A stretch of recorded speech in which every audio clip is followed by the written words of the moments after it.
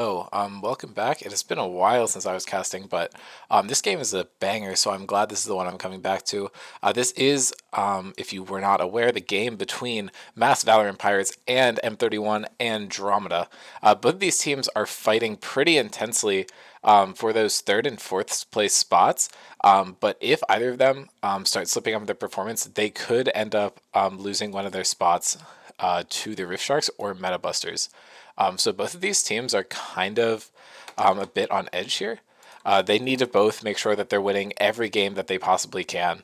Mass Valorant Pirates is doing a good job. They grabbed a win off of Spectres either last week or a couple weeks ago. I forget what it was at this point, but they've been performing pretty well. They just need to make sure to keep that up to secure these third or fourth qualifying spots. Both of these teams have been looking pretty damn good, though, if I'm being honest.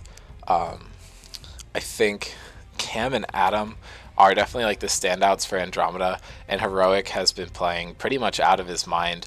And Valor's been looking great with the recent potential role swap to jungle. I don't know if he's going to continue doing this throughout the season or if it's just temporary, but regardless, it's been looking pretty damn good. Do need to double check on these rosters. I'm not entirely sure what is going on for both teams. I'm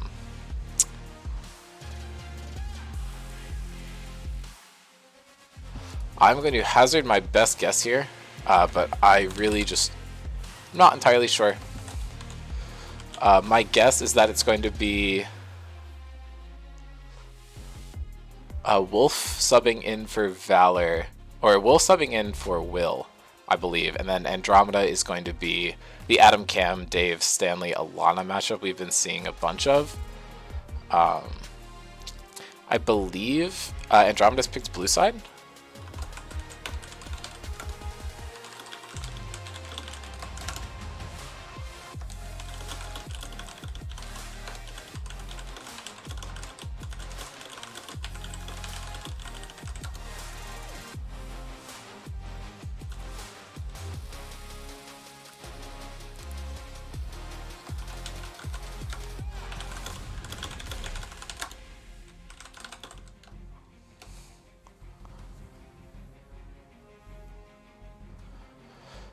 Yeah. It doesn't seem super clear on what's going on, but I am trying my best to figure it out.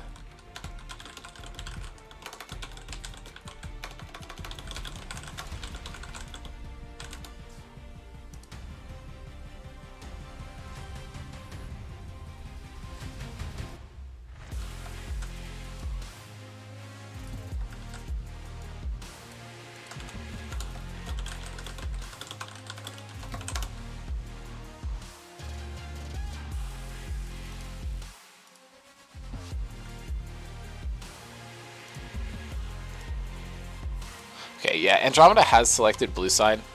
Both these teams are 3-3 going into this matchup. I'm expecting a close one. This game should be a bit of a banger, to be honest. Couldn't agree more. Yeah, I'm trying to get these highlights pulled up so we can start looking at what to expect from this game. And Mass Valorant Pirates is still not confirmed their roster.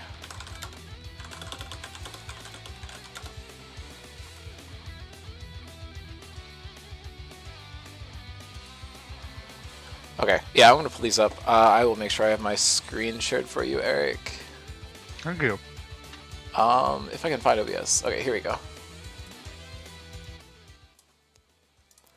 We're also waiting on them to send draft link. It's not very smooth. Okay, looking at the highlights, our key matchup is going to be between Stanley and Heroic in the bot lane, I'm pretty sure. Stanley's played 43 games in the bot lane with a 2.5 KD. Heroic has only played 6 games, but a 5.32 across those, insanely impressive. Our key player for Andromeda is actually going to be Dave today. 125 games with a 51.2% win rate is very impressive. KD of 2.93 with 48 different champions, so he's averaging about 2.5 games per champion. Which is pretty low. Shows that he has a pretty diverse champion pool. Looking at Aya, who is going to be the key player for Mass Valorant Pirates. 20 games, 55% win rate, about a 3 KD and a 13 champions. Obviously, that's going to be less games on average per champion, but also with the smaller size of games, that's not super surprising. Just hasn't had the time to really rack up a lot of games on any particular champion. And then the other things we're going to look at real quick are going to be the champions to watch. We have Aatrox for Adam. One could also argue that the GP is probably the bigger threat as he's a bit of a GP one trick. Cam has played 2 games of Echo and has a 47 KD on it. So we're probably going to see that banned. That's fucking ridiculous. Dave has his Kiana. Always a bit of a threat. Stanley's Victor, obviously. 6-3 on the pick, doing pretty good. And Alana is 3-0 on Yuumi with a 7.57 KDA. However, Yuumi is still disabled. Wolf 1-0 on the Warwick pick, as you might guess. Slight one trick there.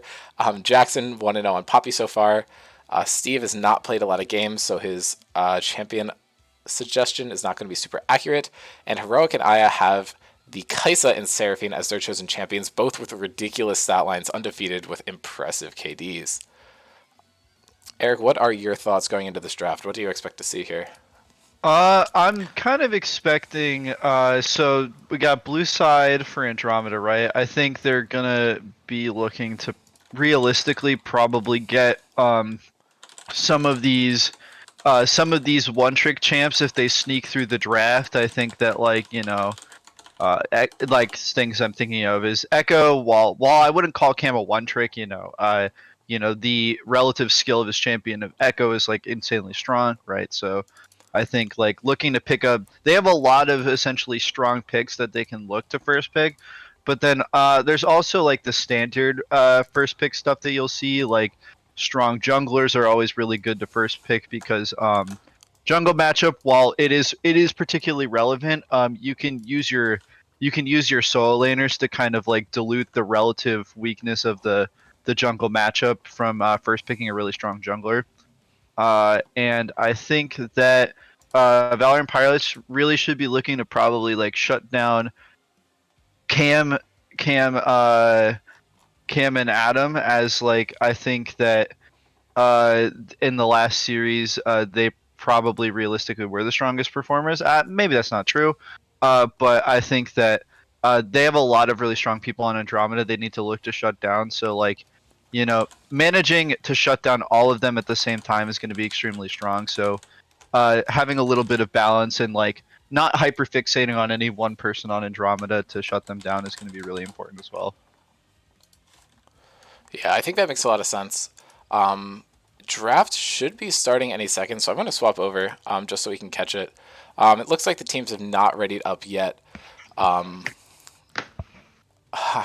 feel like Mass Valorant Pirates seems a little uncoordinated today.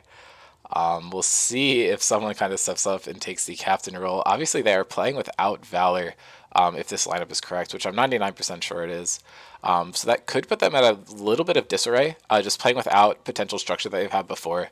But honestly, like with the core of Jackson, Heroic, and Aya that I believe have played in every single game, they should have a pretty consistent shot calling strategy and be able to play around these players. This is the first time. Yeah, I definitely did notice that. I think that hopefully it shouldn't be too much of an issue, but we do when we're watching MVP. When I'm generally watching MVP, I'm seeing Valor make a lot of hero plays, and so and they kind of tend to play around.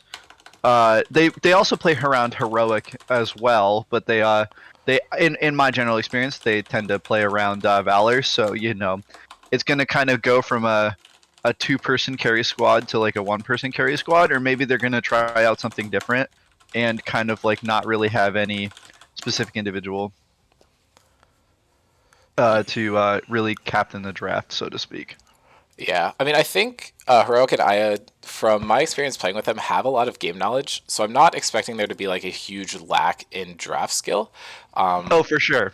I just think it I'm might be not what they're like used to, and I think Yeah, they might the have to play adapt to style that. shift is really going to be the deal breaker here, right? If Yep. they can if they can adapt to not really. I have zero information on Steve's champion pool or how they generally dictate the way they play the game. So maybe the playstyle shift won't be too different after all. But I got to imagine that Valor's champ pool is very ocean, and it's hard to compete with that for sure.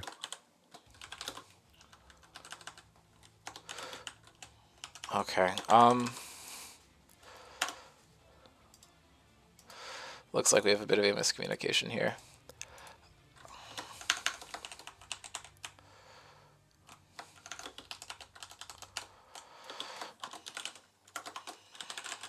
Okay, it looks like Heroic is filling in as a captain. I think that makes sense. Heroic is definitely a player Yep. who has a lot of game knowledge. Draft actually did just start. I was fixing the website, so I had something pulled up over it. This first ban, I'm expecting to possibly see a Warwick or a jungler ban. I feel like the priority pick ADCs and supports can definitely just get interrupted with a first pick. Instead, we're going to see this Sylas ban hovered, which I think is a little bit weird with Valor out of the roster, but I think that champion is just good regardless, and I think Andromeda is likely to first pick something like the Seraphine, which you wouldn't want to be playing the Sylas into. GP ban makes a whole lot of sense. Taking Adam off that, in the Rift Shark series, with GP off the table, Adam did roll swap down to ADC, so we could see something like that happen again. Yeah, for sure. I definitely don't think that's off the table. Yep. I think the advantage of that for that team is Alana has been an insane weak side top lane player. Honestly, one of the best top laners this season, specifically with that playstyle. And Adam and Dave, I believe, have been grinding some solo queue games together in the bot lane. So having that powerful lane to contest Heroic and Aya in this lineup specifically might be really powerful.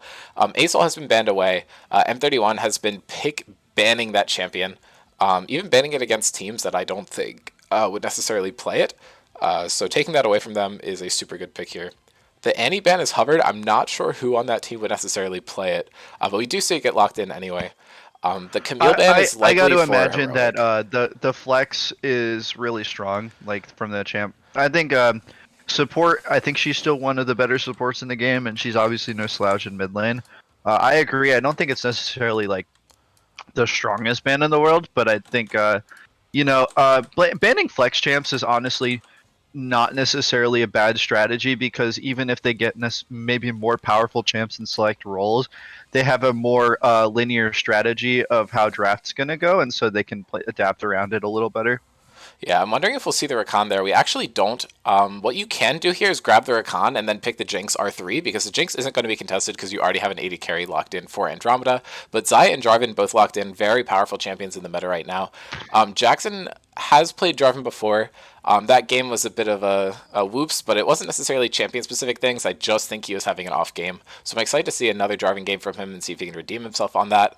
And Jinx picked for MVP normally does not bode well, but Will is not playing today, so the unfortunate Jinx win rate curse will not be present here. Echo did manage to slip through draft, with Veigar being banned instead. A very strong champion right now, and Stanley being known for playing mage bots. I think Veigar is a good ban, but this Echo is now on the table for Cam. Yeah. The 47 KDA is now in play. We'll see if they're able to make the most of it. And with the Xayah Rakan lock-in, I do believe this is going to be Adam and Dave in the bot lane. I wonder if Valorant Pirates is going to adjust and ban out the Alawi and Mordekaiser here to cover the top lane. Warwick's is still on the table for Wolf here, and Steve's champion pool is left wide open. The only possible champs targeted are Sylas and Annie, but I believe he has played a bunch of different stuff. Steve Yeah, is a I got to player. imagine. I got to imagine that. I think that MVP definitely could salvage this draft, but giving them Xayah Rakan, which in the last series they did insanely well on, and then giving them Echo is not a great way to start the draft for sure. Yep. Looks like this Volibear is being hovered. They might think that Wolf could be going into the jungle and then cover the Volibear ban for Jackson. Jackson was a bit of a Volibear one trick at one point, but I think that ban is ultimately just going to be wasted, as I do believe this Jarvan is going to be for Jackson here. And Nivea Yeah. is taken away. I don't honestly think anyone on Andromeda even plays Anivia, so a bit of a wasted ban. But the Victor covering Stanley in the mid lane is really intelligent here. I'm glad to see that ban coming through. It hasn't been banned first round as much, as Stanley has been expanding his champion pool a lot this season, and we've been seeing a lot of different stuff out of him. I think it's just Instead of the Anivia ban, I really would have liked to see a Zillion ban from agreed. MVP. I think that if Stanley doesn't get Victor and is not playing one of the meta mages like Vyar or Asol, I think like his go-to is pretty much always going to be Zillion. And so, not banning Zillion, you're just giving him free comfort. Yeah, this Uh, brand pick is Land crazy, by the way. is good. Is potentially blind, or I think it's almost definitely blind because I doubt this Echo is going in the mid lane. And I think they know the Echo is going to be in the jungle too with the Anivia and Victor bans. Steve is a player that I have a lot of interest in seeing him perform here because he was kind of smurfing his ass off in Frostbite, but has not been playing to that peak throughout this season. So I want to see him come back to that. And this blind brand pick is likely going to be able to do that for him. Alana does get the choice between her two comfort champions on the Alawi and Mordekaiser and does lock in the Mordekaiser, which is going to leave Wolf to have to struggle to figure out what to play to counter that, as I do believe Warwick is going to lose to it. Yeah, the only thing I dislike about Andromeda's draft right now, I think their draft is generally pretty good, but we're gonna see Stanley realistically lock in an AP champ here, and then their entire top side is gonna be AP damage, which I think does not which I think that Heroic, if Heroic's going in the top lane, could abuse, but I think Wolf definitely also could abuse that for sure. Like Yes, I think something like the a Maokai overload here of would be AP. huge. I think the overloading damage on the top side of magic damage is not necessarily the best strategy. Yeah, I mean, I think it's something that you can work around here. Olaf is going to be the selection here. A very good counter into Mordekaiser. You're able to just walk out of the Death Realm. I'm excited for a performance here from Wolf on this champion. It does play pretty similar to Warwick, so am expecting pretty good results here. Yeah. I also think that the champion not only has a really good matchup into Mordekaiser, but deals with Echo extremely well. I think he's one of the champions that can like not only dual Echo before the reconvergence field. Is that what it's called? Uh, the whatever his W is called. It comes on the field. He can just like instantly proc W and kind of pressure Echo into immediately ulting out or suffering the consequences. Yeah, I think parallel convergence. Oh yeah, that's the word. Yeah, Yeah. I honestly would have preferred the Zillion here. I think it synergizes better with the Echo, and it gives you less of an overload of AP damage. Echo sprinting at them like Usain Bolt might be slightly better than the smaller movement speed on Oriana plus the Shockwave. Yeah. Just because I feel like Echo moves around too much, it's hard to keep the ball inside your range, whereas with Zillion, it's a lot easier to play. And having that extra bailout for Xayah, who's your only source of AD damage here, with the Zillion ultimate might be a little bit better of a situation. But Yeah. honestly, Also, the this other team comp the for other thing M31 is is pretty that good. the other thing is that the Oriana ultimate is just like insanely good with Rakan. Like it has really good synergy with Rakan. That's fair. Um, I think that Andromeda's draft act just is just insanely strong. The only problem is that and it could cause them to lose the game, is the fact that their entire top side is AP, and if they don't play around that intelligently with maybe some lane swaps to try to get some advantages early in like the early mid game, I think that they could fall behind really fast and then not recover if Mass Valorant Pirates is able to get ahead. I think that makes a lot of sense. I think the only champion that's a little unconventional for MVP is this brand pick. Everything else is pretty stock standard. Heroic with the hands of a true carry champion. Obviously, something with like the Camille and stuff, he's been able to show off pretty well.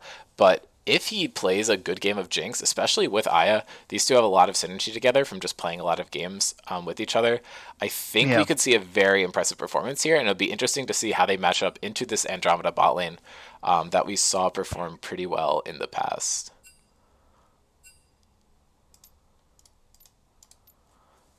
You ever eat a cold pizza? Hell yes, that's the best way to do it.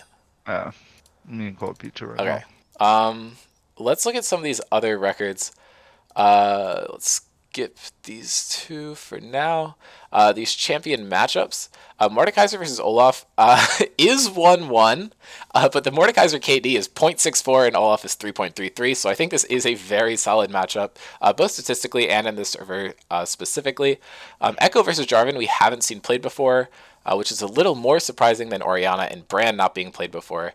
Xayah Jinx, the KDs are very similar, but Jinx's win rate is much, much better in this matchup. I wonder if that's going to hold true in this game. The past performance in this, Alana is 4-4 on the Mordekaiser. Cam is 3-1 on the Echo in all lanes with 6-4-6 KDA. Stanley has been performing pretty well on this Orianna. And Adam Xayah, which we saw earlier this week, he went 16 KD in that game. And Dave Zircon is freaking disgusting. He's been playing it for years and years. 2-0 on it so far in scrims with an 8 KD. Wolf is actually first timing Olaf in this server. Jackson's driving game is something I discussed earlier. I think that was just an off game for him. I believe he can do a lot better than that. Steve and Heroic have not played the champions in the server before, and Aya's 1 Karma game was a little bit rough. But I think with the added synergy of playing with a lane partner you're more familiar with, we might see that change. But I think overall, the familiarity on the champion, at least in this context of scrims, goes to Andromeda for this one. It's actually not letting me... Alright, here we go. The season records for these champions, Echo has actually been doing pretty poorly. I think the one win on Echo would have been Cam. Orianna has been doing insanely well. Xayah's been a bit rough. And it looks like all the champions on MVP, with the exception of Karma, have been pretty much just equal, with Karma not doing super well, but I think that's just a lot of people have been playing Karma and maybe not performing super well. Looking at these player matchups, interestingly enough, the only player matchup we've seen between these two teams is Cam versus Jackson, which it's gonna is be the top Jackson lane, right? favored. It's gonna be from the when they played top. Both of them played top lane. That could be true. That's very interesting. I think these might actually be jungle specific. Oh, I'm gonna double check okay. on that website. I think it's filtered by lane. But the only other thing we haven't looked at is these overall records. These are not very different from what we saw earlier. Orianna just kind of smurfs. Everything else is like kind of what you'd expect. I wonder if these changed at all. No, I mean, if we want to talk about Stanley and Heroic as we load into game, we can. Yeah, Up to you if you have any talking points. Yeah, I actually have been thinking about this a lot ever since our game with Andromeda the other day, and then I've told Stanley this before, so this is no flame to him because I love him to death. It is crazy how insanely consistent he is with champions, and how he's been playing the game for like a quadrillion years, and still, for how great he is at the video game, is not very good at CSing. All love to Stanley though, but I think that what he lacks for in lane pressure, he is insanely good at having really good roam timers. Like while he might not be exactly the best at pressuring his opponent, what he's insanely knowledgeable about is like being in his lane at the right time so that he can coordinate with his mid laner, leaving for roams at the right time, leaving for his jungler at the right time. All those like early mid game rotations is I think where Stanley's really going to excel. And this is only like furthered by the fact that he's playing a champion that is essentially going to his main prod. Orianna carries the late game, sure, right? But I think Orianna early game is mainly going to be trying to facilitate Cam into snowballing a lead, and I think that Cam being on a champion that he's hyper comfortable on only seeks to like further that synergy a lot. Yeah, I think that makes sense. I did look into it. Those matchups were actually just from the previous time Andromeda and MVP played, and the reason that no one else has matchup data is because we saw full lane swaps. So the rosters were quite similar. We're obviously missing Will and Valor subbed out for Steve and Wolf on one team, but Adam and Alana were swapping lanes, and we've just seen a completely different role combination coming out from these players. In the other series, it was Heroic, Jackson, Valor, Will, Aya in that order. And for Andromeda, it was either Alana or Adam in the top lane, Cam, Dave, Stanley in that order, and then either Alana or Adam on support. So Stanley is now playing mid. Dave is now playing support. So Cam and Jackson is the only matchup that's actually still continuing here. And I guess that is makes a lot of another sense. interesting narrative point to look into because Mass Valorant Pirates did pull out the win last time these teams faced. But I think now the general consensus among players is that Andromeda is likely to be favored in this series. Adam has just put in a lot of work, and I think now that he's back to playing the game more often, he's been absolutely smurfing. So we'll see if they're going to Yeah, be for able sure. to contest this bot lane with Adam in it.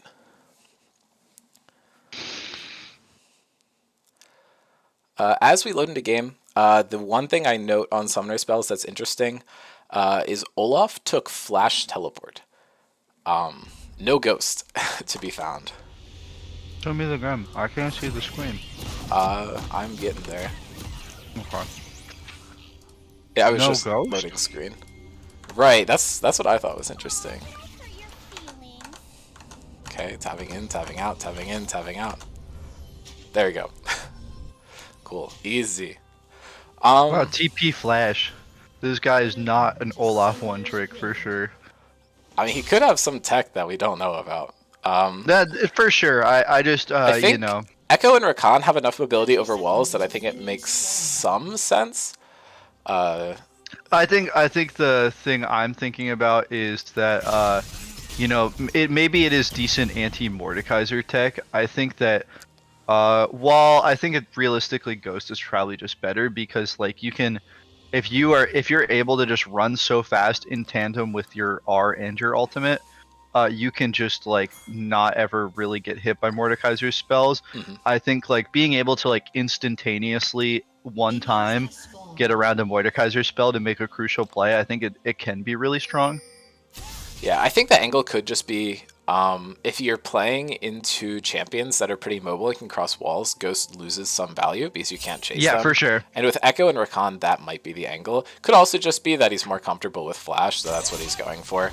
Obviously, don't know 100% for sure. Yeah.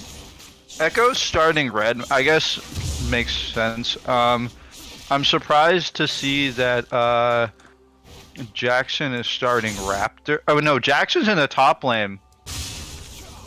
Oh, this is starting to make a lot more sense. Oh, okay, wait. So it's Jackson top, Wolf is mid playing Brand actually, and Steve is the jungler. Alright, this is interesting. I like the Raptors start. I don't really know why you'd start Raptors on Jarvan, but I think it's pretty interesting. I think just with no leash, it might be the better strategy. Yeah. Interesting. Starting on top side of the map, I'm wondering if they're trying to get a surprise gank onto Orianna because they might expect them to start on the bot side of the map. Jackson taking a really good trade into Alana. Wow, that's gonna get most of the HP gone. Yeah, the tower shot was a bit unfortunate, but honestly, you still end up winning that trade, even with that damage taken. The Olaf is going to be able to just heal up a lot more than the Mordekaiser is this early in the game. Mord doesn't even have that, or I think Mord just leveled the W. That's a flash engage from Dave. Forces the flash out of Heroic. I is just going to be caught here, and this is going to be a 1-for-0. Cam, once again, pressuring the bot lane and getting this combo of Adam and Dave off to an early lead. And Heroic just walked up too far, is going to get the Echo passive popped on him. The Ghost comes out, and Yeah, Heroic and is then just going to dead. fall. Jackson gets a kill on the top side with the assist of Steve, so that is We can it's go a back and decent watch the trade. play there. I was gonna say, Jackson probably could have gotten this kill on the first engage if he had Ignite. So I think the summoner spells in top lane, the unique summoner spell choice is already starting to make a difference in the top side of the map, because Jarvan had to waste a little bit more time to secure Olaf the lead. Olaf having the lead into Mordekaiser is definitely going to make sure that Olaf can kind of bully, because that's where Olaf really wants to be, is just like bullying the opponent. Yeah, I mean, getting 2 kills bot side though is really rough. Yeah, Cam has been doing a really good job this season of making sure that the lane that needs to get ahead gets ahead, and is once again able to do that here. Wolf is just going to die to Cam here, though, especially with that chunk from Stanley, and Cam is now 2-0-1 to start this game.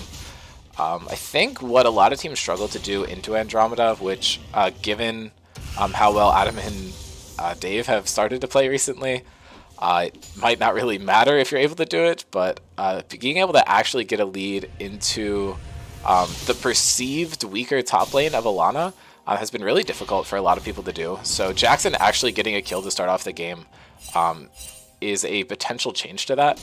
But Cam on this Comfort Pit Echo, it might just not matter. He might just be able to roll this game. I don't really know what champion's going to be able to stop him from doing what he wants to do. If Jackson by some miracle is able to 1v9 the game, I think the Olaf is a champion that is definitely possible to do it on, because I think they don't have any like terrain-based CC. So Olaf is essentially, when he's in ultimate mode, he is going to be both literally unstoppable and metaphorically unstoppable, right? Taking a bad trade from Brand, ooh, kind of whiffing the Q there. That was a bad Q to begin with, realistically, because there was a melee minion in front of Stanley, but... Brand actually picked up a Spell Thief's Edge here. I'm not sure what the logic is there for that one. And he is just going to die to Stanley. Maybe a mispurchase. Buying 4 health potions. I'm getting increasingly more confused. Yeah, I mean, the play with something like that is usually just perma-roam, and you're going to sack some farm to be able to get your support item from something else, but Steve's now caught out in a really bad place here. Dave's able to go over the wall and get some CC down, and this is just going to be a free dragon for Andromeda. They can never pressure this dragon. They're down to Brand, who is most of their team fight damage. This is a really... I think Jarvan should have just like continued recalling there. I don't know why they stopped recalling. I mean, if he was able to go in closer to the dragon being completed, there's a possibility for his steal there. And yeah, I think they just didn't have vision to know when the timing was. It's definitely a riskier play, but I do agree that the safer choice could have been potentially correct here. I am going to want to keep an eye on this Brand and see if he does take reduced gold from CSing. Yeah, he is actually. So that is pretty unfortunate. Definitely not what you want to see. Yeah. Maybe we'll see how the strategy with the Spell Thief's Edge develops into the mid and late game, because maybe they're the things that I could possibly hypothetically see as like reason for it is that like the enemy team is like very roam heavy. Cam is a roam heavy player on a roam heavy jungler. Rakan is a roam heavy character. Zach a roam heavy player, right? So you know, maybe just having the extra wards is something that they think is worth sacking their mid CS for. Yeah, I mean, the issue is, in order to actually get the wards, you need to be roaming around and making plays with your jungler, which isn't happening. He's only at 60 stacks. Good flash to clip the outer bounds of the convergence field. Yep. Flashes are traded for mid and jungle here. And Steve's here to back up this play. Cam is not yet 6, so there could be some sort of contest here. But the bot lane probably was pretty unfortunate. Oh, wait, as soon as I zoom out, Stanley's able to just pick up a solo kill. And Cam is able to grab the Scuttle Crab. Steve is in a bad spot here. We're going to go back and take a quick look at that mid play.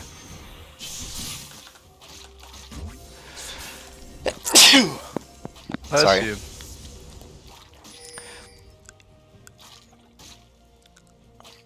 Oh no. Oh yeah, he's just gonna walk up and get shockwaved. Yep. Oh no. Yeah, that's a bit unfortunate. Okay, then Cam was able to secure the Scuttle Crab, but Steve is able to get out here.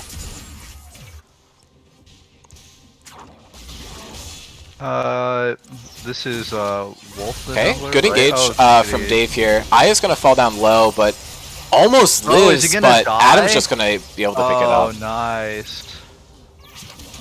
Yeah, that's a really good play.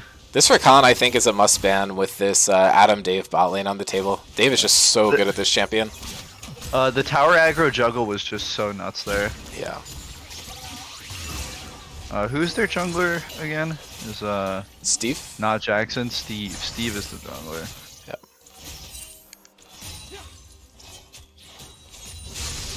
From what I remember, he might have signed up to play jungle as well. I think we've just only ever seen him play mid so far. But I don't know. Jackson's been doing a lot here. He has basically triple Alana's CS. Oh, is he gonna get a kill here? That was not the greatest flash. Maybe there's a chance he could have tried to all in there, but definitely respect the safeness of the play. Just gonna poke him down with the Mordekaiser down with the Qs under the turret. It looks like Cam is trying to cover a dive, possibly, or maybe just going to clear the jungle. It looks like the blue side knows they're potentially doing Rift Herald here. Cam's rotating to that Rift Herald. Disaster. Oh, and Stanley's here too. Steve is sitting on a ward. He does not know. This is going to actually be a 3v2 in favor of MVP.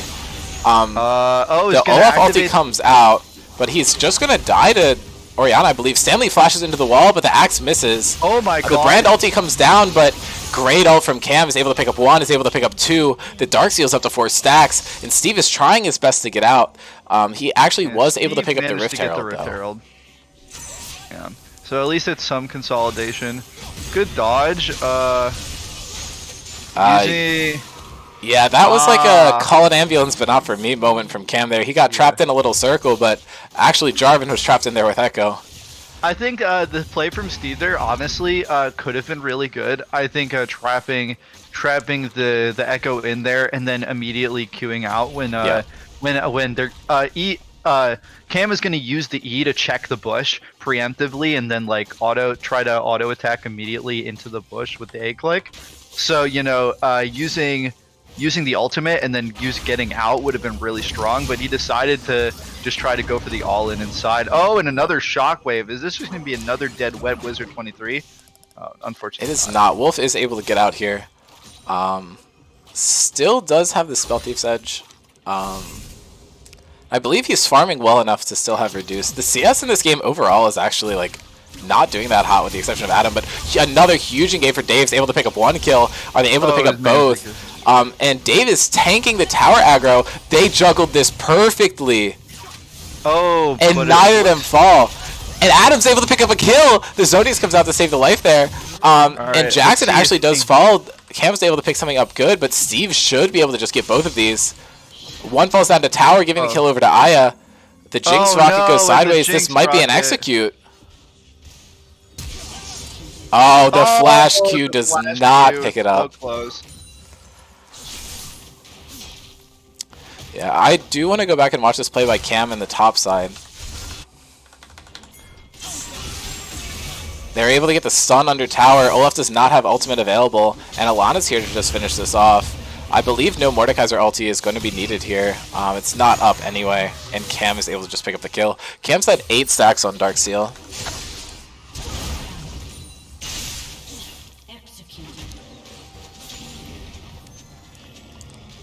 Yeah, Andromeda has been extremely dominant this game.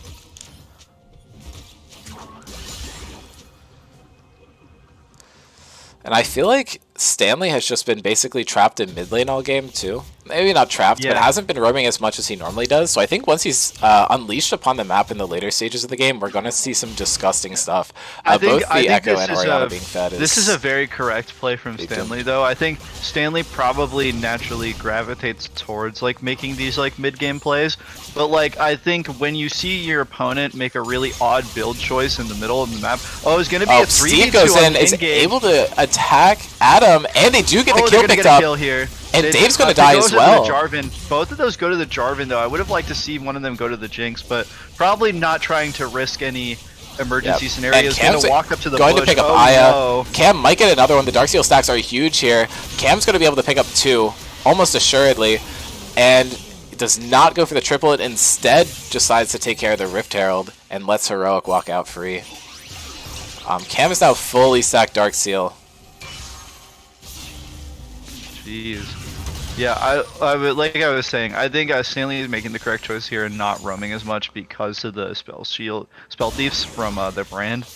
Exactly. I think that you really want to like punish people for making these quirky build decisions, because like if you let their quirkiness thrive, then they're just gonna go unpunished, right? You have to at least try to make an active punishment to it. even if it's a playstyle change. Exactly. If Stanley started to roam a bunch, then the brand could roam a bunch and make good use of this build. But since Stanley is trapping Wolf in lane, he's not able to roam and get an advantage from this item. Yeah.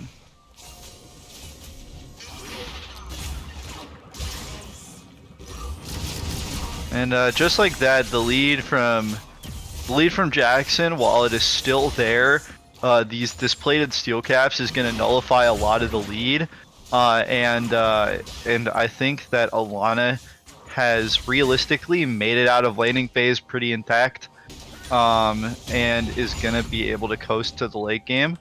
While Jackson might more comfortably coast to the late game, I think that the rest of his team realistically will not, which is quite unfortunate. Yeah. And they try to go for a dive on the Orianna.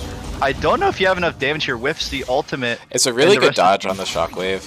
Yeah, if this EQ comes back up, he might be fine. Oh! Yeah, Big Knight Gale Force is too much. And Jackson is just going to die here. Cam with another good pressure play coming top and picks up yet another kill. Has not backed yet. I was expecting to see a Medjai's on back, but he just simply hasn't done it yet. So it's still on the table here. Towards what you were saying about top lane, I think Cam is a huge reason that that's going to happen, and Adam is able to just pick up another kill here. Oh, Wet Wizard 23 getting out. Never mind, I was wrong. Gale Force used a bit too early. I think something to note here is that the gold lead is, while it is not the highest gold lead I've ever seen, for 14 minutes into the game, almost 6k gold lead is pretty ridiculous. That is the equivalent of 2 full items before most champions usually even build their first item. Yeah, if we look at the gold distribution, Jackson is up about 1,000 gold, but every other lane is suffering pretty badly. So fair play to Jackson for attempting to punish this lane, but Cam just got a huge advantage off of bot side and used it to shut down Jackson pretty much entirely. I don't know what Jackson's really going to be able to do in this game, even though he was able to get a good lead earlier. Cam did actually back and grab this Medjai's, so they're going to be in a pretty good position here. We could see a skirmish breaking out over this Rift Herald, but yeah, and there's an engage for Dave. Only he's able to pick up one. Steve goes in for the counter, but gets rooted and charmed immediately as he engages. Oh, this is a really good Adam and Dave are caught. Dave is able to get out. And Adam is able to pick that up, but does die down to Heroic. And there's a fight breaking out on the bottom side. The Shockwave does not do as much because of the Olaf ultimate. The exhaust comes out, but it's not going to be enough. Stanley is going to fall. And it looks like it was just a 1-for-1 on the top side of the map, and Jackson was able to pick up another kill. So that play is going to go in favor of Mass Valor and Pirates after it's all said and done. Yeah, also, I believe that was a shutdown onto the Jinx as well. This is a really, unfortunately, not able to punish because of the ultimate. I was about to say it's a really greedy play, but then I forgot Echo has a funny button. Yeah, and a play that was even is now no longer even, as Cam was able to pick up 2 kills. Let's see Jackson make the hero play here. Jackson unfortunately went wide on the axe, so is not going to be able to chase this effectively. Second one ends up connecting. Doesn't have the ultimate. Cam's going to full stack his Medjai's. Dave walked into the axe and died. Oh my Cam's going to get this kill, though. And Steve might just die to Adam here. So much damage coming out. The Gale Force is available, but he's going to hold it. This is a full stack Medjai's from Cam. He's 13-0-2. We cannot be giving him this champion, guys. This 47 KD is going to be even more disgusting. Yeah, that was quite the almost hero play from Jackson. Honestly, really stepping up the game. I think that Jackson hasn't been having the best season, and although his team is not doing very well in this game, I'm really happy to see him stepping up, making these hero plays, and he is trying to drag his team across the finish line one way or another. Yeah. And I really respect that.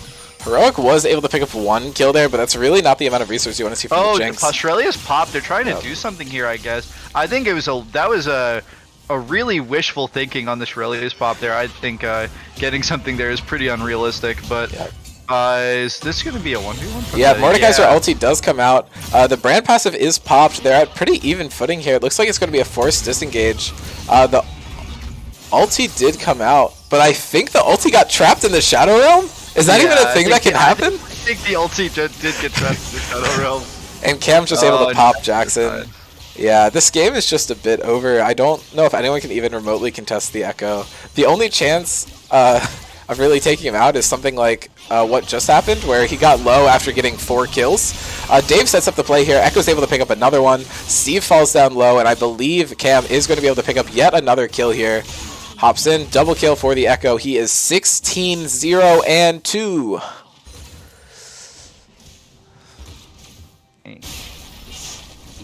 As a Rift Herald, we could see the game end before 20 minutes if Cam stays here, but he's actually just going to go back for the Dragon. This is a 9k gold lead before the 20-minute mark. That is quite astounding. For what it's worth, 5,000 of that gold lead is just on the Echo. Yeah. He's at 3 completed items before anyone else in the game has 2 besides Adam. Unfortunately, the Spell Thieves Edge is continuing to punish Wet Wizard 23 as he has no tier 2 boots or a first item. So the brand teamfight DPS, which is I think what they were going to try to rely on for these mid-game teamfights, just frankly is not there without the they just picked up the Leandries. It is so a bit maybe unfortunate. They're trying to do some mid-game teamfights here. We could see a lane swap with Wolf going back to his more comfortable lane on the top side later, but unsure. I believe that was good engage by Dave. Is able to pick up 1 kill for Adam, and another one goes over to Cam. Cam is now 17-0-3, has 20 out of 27 KP. Adam flashes in, and is able to pick up yet another kill. He's 7-3-5, looking pretty good for himself as well. Wow, this is don't know if they have end pressure here, but Cam can just one-shot Wolf here if he steps too far away from tower. Yeah, we saw the Q auto Q proc from Echo deal. Oh, and Wolf is gone. Yeah, look at that, 90% off of Q auto Q. Disgusting. And that was vicious. Yeah, Andromeda's playing this pretty safe. They're just going to walk up and grab this Baron. They don't want to risk losing this game.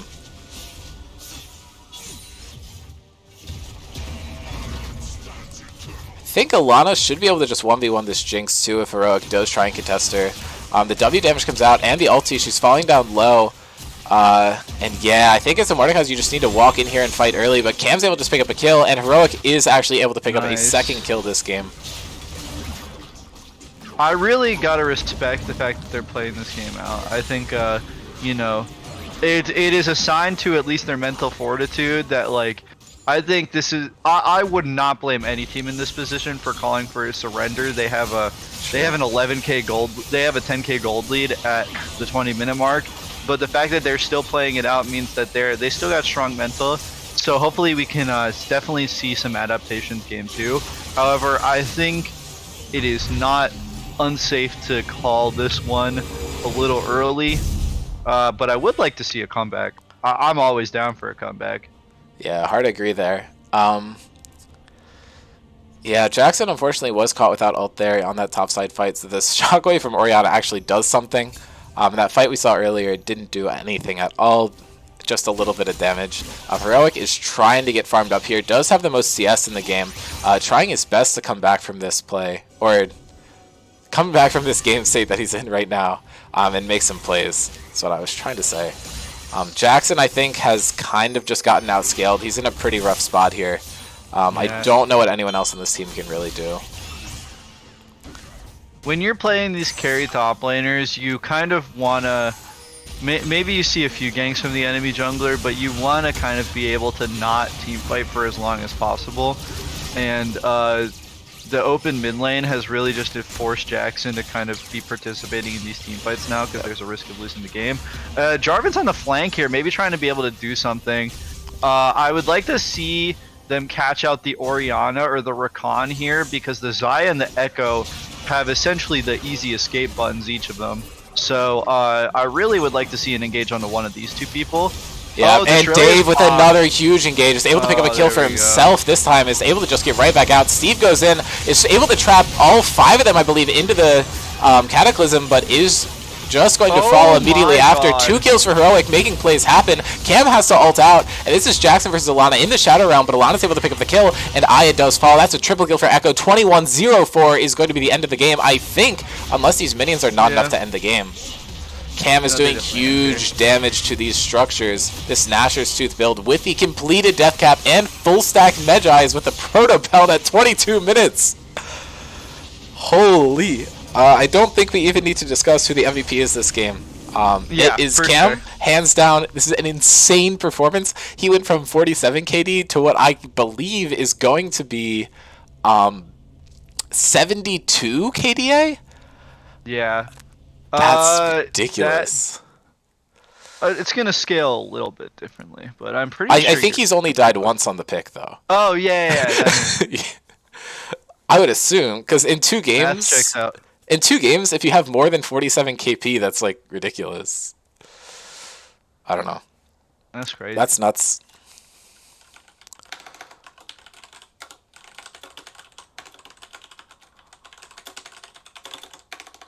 I think draft adaptations. I think that the Gangplank and ASOL bans aren't bad, but I think if you're not banning the Echo after that game, you are frankly hallucinating. So I'd really like to see an Echo ban. Honestly, realistically, I'd like to see a Recon ban too. I think that while ASOL can be a little scary, I think it's probably not as scary as whatever happened with that Recon in the bot lane. Also, it makes the Xayah pick inherently a little less good as well. Yep. So I'm going to try and enter in the records for this game. Can you keep an eye out on the Draft Links channel and see yeah, I when they got send you. side select? If it takes too long, just throw a few pings that way. Yeah. Thank you. Thank Other you. things that I'm thinking about is that I think that you don't really need to for Andromeda's side of the draft. While obviously they did absolutely steamroll that game, I really would like to see them not draft an all AP topside.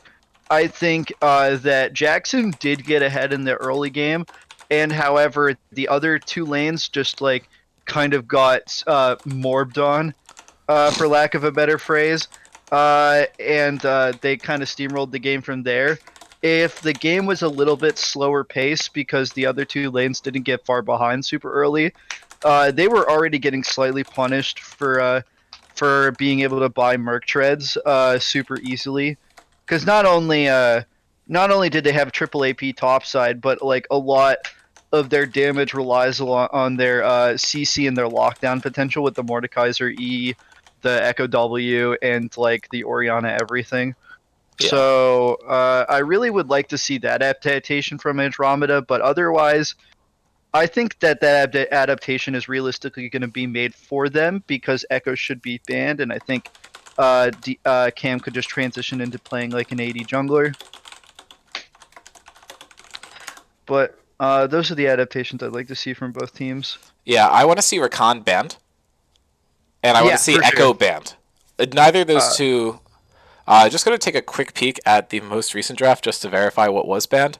GP or ASOL, you're going to have to leave one of them up. I do want to see GP banned. So we probably want to yeah, see I GP, agree. Echo, and Rakan. I don't think you can let anything else through. Alternatively, go blue side, ban 3 out of those, and first pick the other one. If you have an ASOL player, that would be hype. If not, you can grab the Rakan for yourself. Rakan, I think, can pair with a lot of other champions, but For the sure. Xayah Rakan combo is just too strong together. Yeah, and I think that what Zach likes to do is Zach likes to engage, and I think that like definitely can do it on other champions, but reducing his support pool, I guess maybe not engage necessarily, but likes champions that can essentially solo team fight setup, right?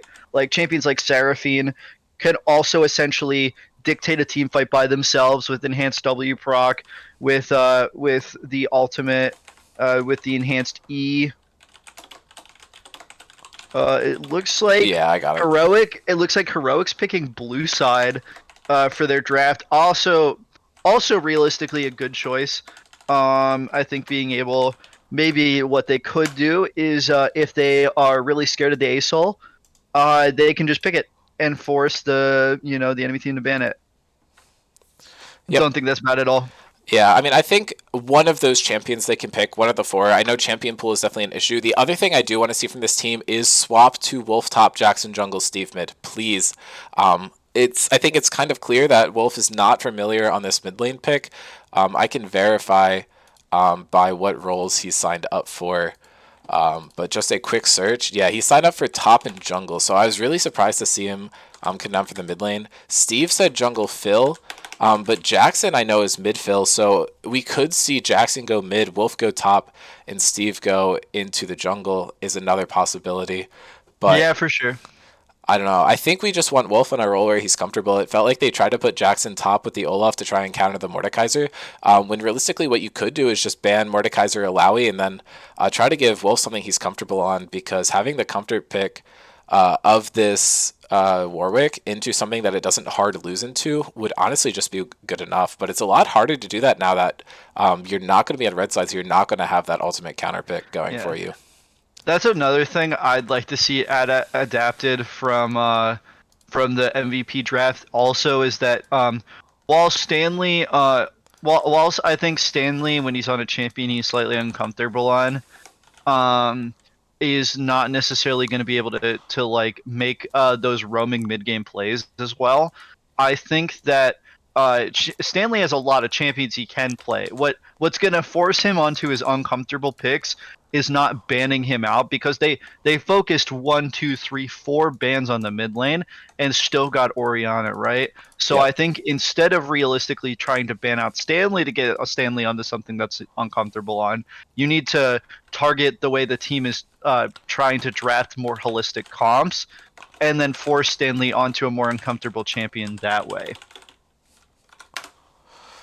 Yeah, Because I hard think agree there. there are frankly just too many control mages to ban out, unfortunately.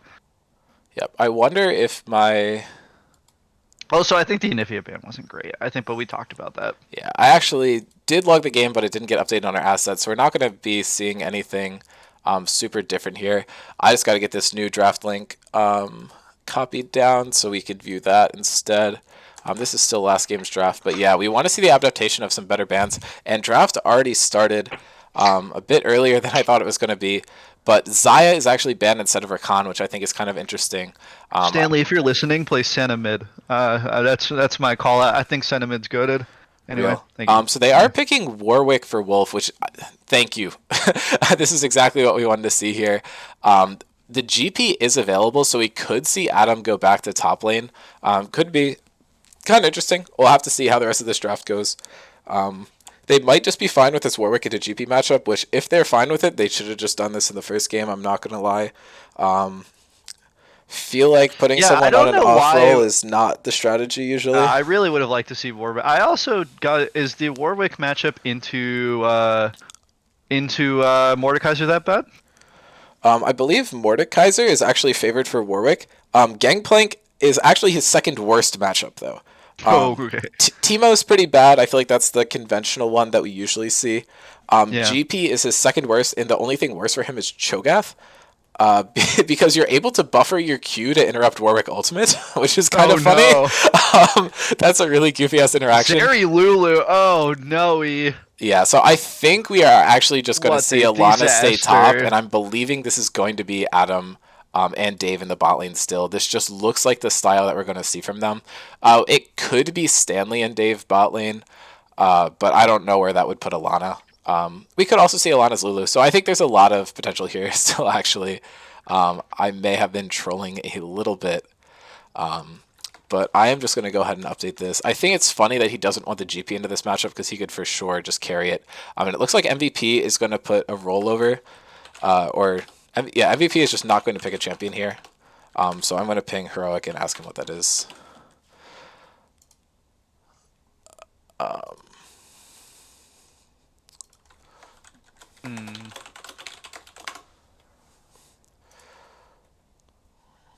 And Cam also wants to know what the pick is. Yeah. I guess. This is probably Jackson's Vigar for what that's worth. Okay, Thresh is the pick. Hecarim, I like it. Doesn't have. I don't know if it has great synergy with Zeri Lulu, but Zoomies is always Zoomies. What I'm seeing from this draft is I think it would be very grief of MVP to not ban Zillion. When I see Zeri Oh and yeah, Hecarim, and I'm not banning Zillion, that's kind of nuts. yeah, that's kind of ridiculous. I feel like the only reason where Uh, that wouldn't be what you want to do is if it's Stanley on the Zeri, but I I, don't think that's something that they have in their back pocket. I'm not However, gonna lie. I don't love, although I think Hecarim is just a champion that Cam is very comfortable on, and I think is very good. I don't know if it's really that good in Vigar. Yeah, that's a good question. I mean, you can I got to imagine. unstoppable through the cage, but still, if you're just running that fast, you kind of don't want a giant wall of stun into you. Yeah, The it Silas is ban, a I really think, good thing to is stop the interesting Zeri for here. sure. Yeah, Silas ban, I think, is kind of interesting here. Obviously, Lulu Ultimate is pretty good on him. They might think this Warwick is just jungle, which I it think could be also still, but I think that the Hecarim ultimate on Silas is also extremely strong. gotcha. Because it allows you to just like get a secondary engaged like a re-engage tool because Hecarim just ults on you and then you just ult on the Hecarim. Gotcha. And we're still seeing this Anivia ban. I'm not really sure where it's coming from. Zillion is up. Please just log Zillion Oh, here. please lock Zillion. Oh, it'd be so Yes! nasty. Let's There it is. go! Oh no. This game is over. What a disaster. The last game we called it like 3 minutes before it ended. I'm calling this one with like minutes left in draft. Yeah. Holy shit, Oh dude. no. And also they also have kind of passively fixed their problem of an all AP topside with this pick too. So now it Yeah. doesn't even really matter Well, what they also have Alana picks. Hecarim. Yeah, exactly. That's what I'm saying. Yeah. Is that I think that Hecarim, has like, deals hybrid damage, but like decently mostly AD, I think, right? Yeah. Um, Wow. and so now like Alana, like has like pick of the litter. Maybe Alana's also on the Lulu. I wouldn't be too surprised to see that Right. either. I've been considering that. Is this a okay? This is probably Vigar Thresh bot lane is my guess here.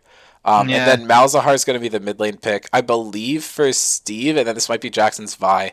I would guess. I'm not 100% sure on this, but for what it's worth, Alawi does have a favored matchup in Warwick, and I think now that the Vi's locked in, Andromeda's going to be aware that it is the Warwick top. If this is Adam top lane. Oh! The Mordekaiser. Okay, so they are choosing the slightly less favorable matchup if they lock this in. The Alawi would be a really good way to get away with this, because Warwick can't do anything into Alawi. Mordekaiser not bad. Yeah. I think honestly for Alana, what's something you really want to do is that like getting comfortability on champs is like really important when you're obviously they're not super new to the game by any means, but they might potentially be into a lane where they might be at the experience disadvantage, right? Because they don't really know how Mordekaiser Warwick matchup plays out super well. So Yeah, just playing a champion already played the previous game and be true. having that set comfortability, really underrated in my opinion. Yeah, I mean, I will say I think Alana's Alawi is just as warm. I think probably the Exactly. decision here was we need more AP damage. Mordekaiser's the AP variant, and they're pretty much the same champion, which I think in most regards is true. I Yep. think the Mordekaiser is a good pick if your strategy is I'm going to win the lane or not lose the lane no matter what. But with Alawi, you have the opportunity to smash the lane, which I just don't think you have with Mordekaiser. Maybe you know this question better than me. Is it possible to react to Warwick Ultimate with turnaround E? Is that like do you already have to be facing away for you to be able to react like that or? No. For Mordekaiser to cancel it, you should be able to do that. The problem is Mordekaiser is going to need to use that ability earlier, whereas Cho'Gath can just hold it. Oh Because yeah, Cho'Gath okay. can also buffer his W silence, so he kind of has like two options Two for it. freebies, yeah. Right. And as well as he's just going to be a tank, so the Warwick damage isn't going to be as severe to him. Whereas Mordekaiser is a bit squishier and it's harder to do.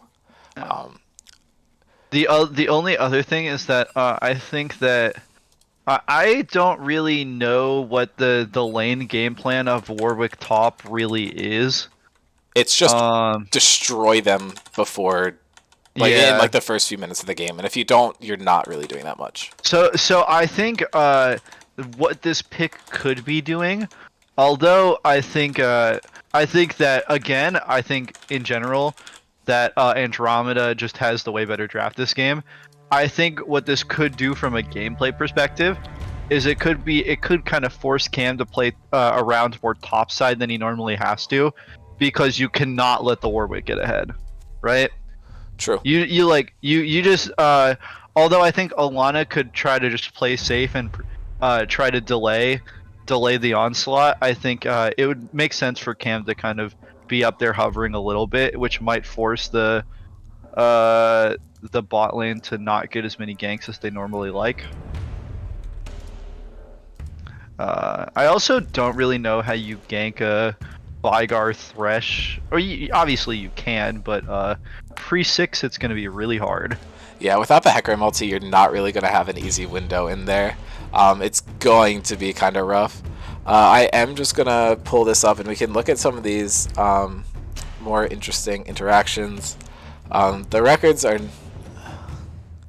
nothing super notable. Vigar is actually performing. Vigar and Zeri are both performing pretty bad. I don't necessarily know what would we could attribute that to. I think the Warwick poor win rate too is historically a funny champion in the server for sure. Right, it's people picking the Warwick away from a one trick and then losing on it. Yeah. The champ matchups I think are somewhat interesting. Lulu seems to be slightly favored into Thresh, and Hecarim and Vi I don't think are on a large enough sample size to really be significant. Wolf has played his work before, did pretty well on it. Yeah. Stanley has an impressive 26 games on Zillion. Something I will say about the Thresh Lulu matchup is that I think it's not particularly egregious for either side, but Lulu, it just in most matchups in the server has a KD buff because I think Lulu just has like a really good matchup spread into the champions that people play in the server. And so I think that Lulu just inherently has a KD buff. I actually think that the Thresh Lulu matchup is, for the most part, pretty fine. Yeah, I think that makes a lot of sense. Yeah, obviously Zach has played, or Dave has played one game of Lulu and did insanely well on it. So we'll see if he's able to continue that streak. Season records, I believe Wolf is the only person to play Warwick this season. Again, none of these other stats are like super noticeable. No champion is really smurfing. Vigar looks rough. I'm gonna go ahead and say that one isn't my fault. I kind of played pretty damn well on him yesterday, if I might say so myself. But not been doing super well. I think it's because he only got buffed recently. That's going to make his stats from before the buff look a bit worse. But nothing else here I think is like super duper interesting. We could just take a look at draft. Once again, this is the Thresh that's missing for the B2 pick. Yeah, nothing makes me happier than seeing people draft teams with cohesive game plans. I don't think that any of these champions, aside from Zeri Lulu, are even particularly that egregiously strong. I just think that their team has a very solid game plan, and it is a very simple to execute game plan. I mean, I would argue that And I Hecarim love to Zillion see is that. just as broken as Zeri Lulu. What I mean that from a perspective of standalone champions, not okay. from combinations. Gotcha. Like I don't think they are playing any like hyper broken standalone champions, but they're just like looking at champion combinations because they're looking at the game on a more cohesive level than just like raw champion matchups and champion strength. I'm looking at MVP's draft, and I don't think it's bad by any means, but I think they have two kind of differing game plans in what the bot side of the map is trying to do and what the rest of the team is trying to do.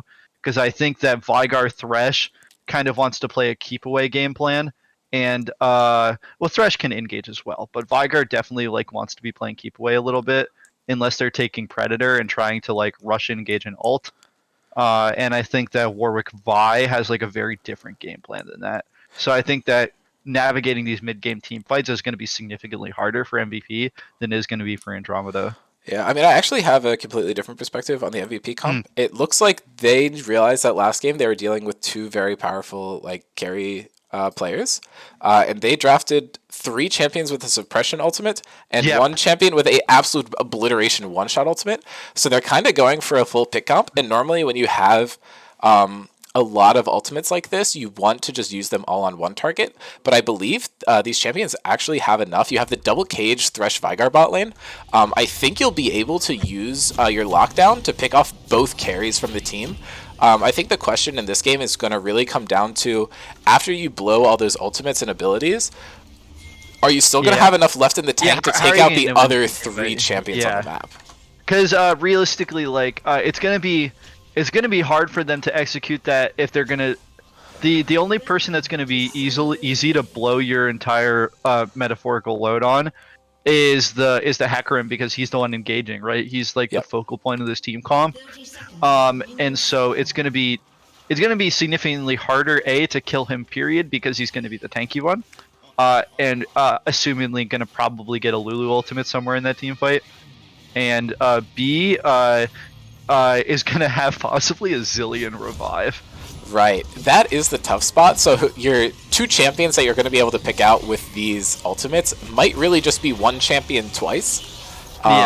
It's either that or see the zillion ultimate come down and then use the remaining ultimates on the other champion and then hope that the zillion champion ends up with like 10 HP and then you can kill him afterwards. Yeah, I'm hoping for this Malzahar to really be the game changer for their team, because I think the suppression is good for the lockdown, sure, and the DPS, but the length of the lockdown is what I'm really thinking about here, because if you can get the lockdown on the Hecarim is just not going to be doing anything for a couple of seconds, and that raw suppression is just going to hopefully be the big game changer here. Yeah. Ability buffering here is another huge thing, because if Hecarim is able to get his ultimate off, these suppressions aren't going to matter.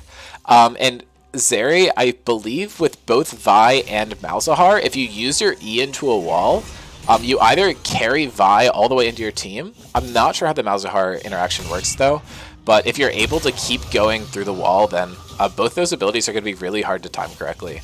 I know the Vi interaction is heavily favored for Zeri though. It works the same way as Ezreal, where you're able to just grab the Vi who's ulting you and just whip her into your entire team. And then the Vi is in a very unfortunate position here. Yeah. Aya and Heroic are playing super aggressively here. Dave is getting locked down. The flash is predicted, but it's off slightly.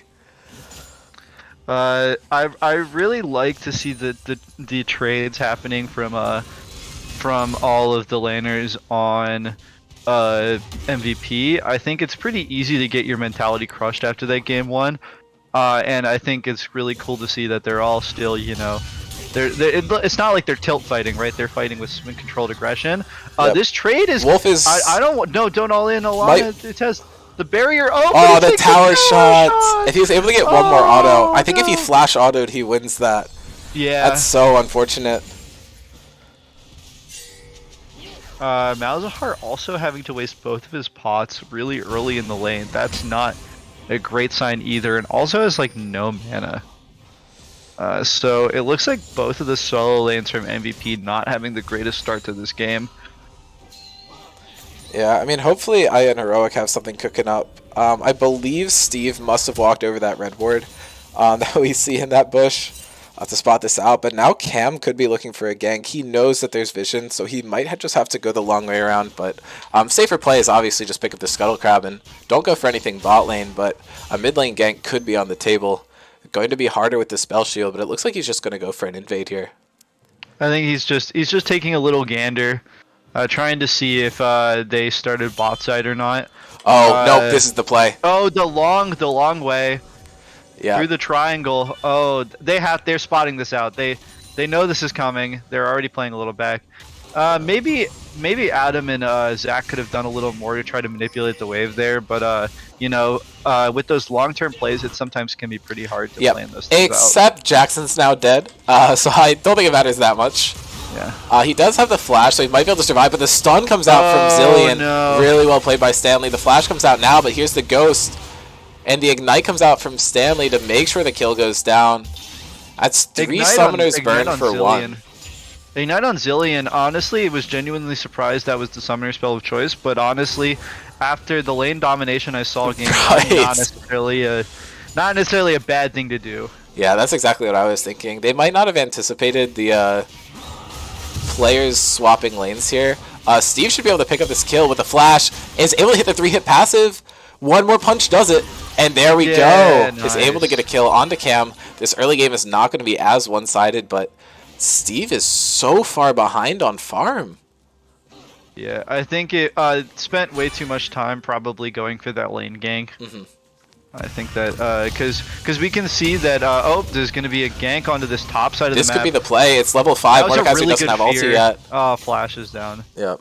Yeah, we can see from the blue side jungle creeps that it looks like after the full room bot, it looks like the recall they only picked up the blue before trying to run over to kill Cam, and Cam at that point had already done a full clear and some camps to boot. Yeah, right? I think it was blue scuttle.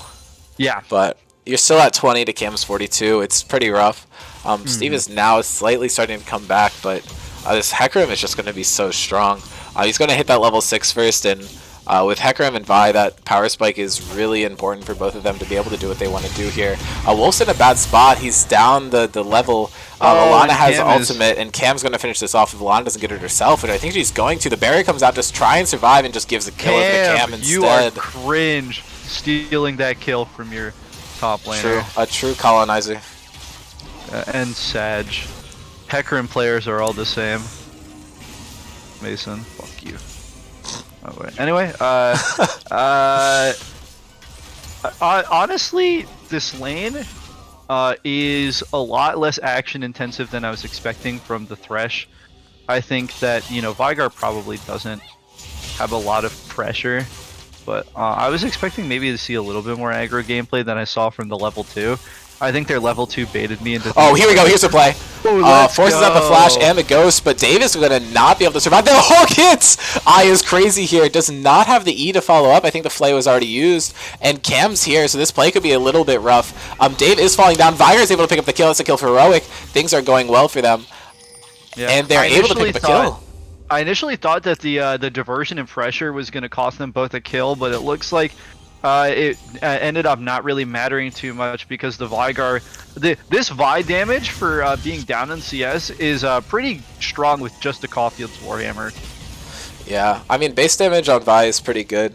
Yeah. I think why bot lane hasn't been super active is just because Zeri E plus Lulu abilities make it really hard for anything to happen. So even with the Thresh hook does connect, which it almost never will because of the dash, you just don't really have kill threat. So it's better for the Thresh to just play defense for the Hecarim ganks and let the Veigar scale with the yeah, I don't know why this Warwick is playing so aggro. Like, I guess still have the ultimate up, so Alana should not overexert the pressure here, but it's definitely taking the positive end of the trade.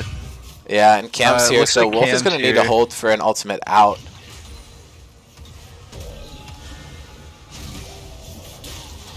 Wait, Wolf might win this. Dude. Yeah, I think either it's crazy. Either 1v1 he wins, but since it's both, I don't think he's able to get it done. I would Fire's not at 48 stacks of phenomenal evil. The Cam might get baited into a regank here, and I think that would be a particularly bad situation. Oh, it's gonna look like they're gonna try to combo the ultimates here. It looks like that was perfect timing.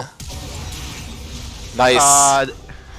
That was a little bit of miscommunication over by MVP. It looked like that Vi was trying to save the ultimate, but then as soon as she decided no longer to save the ultimate, the Warwick flashed in. So that Warwick flash kind of was for nothing, but still good to see a kill going over to this Warwick. Right. If you don't get a kill on this Warwick lane early, then I feel like a lot of the pressure from the Warwick pick is it's gone. That kill was definitely necessary to keep Wolf in the game.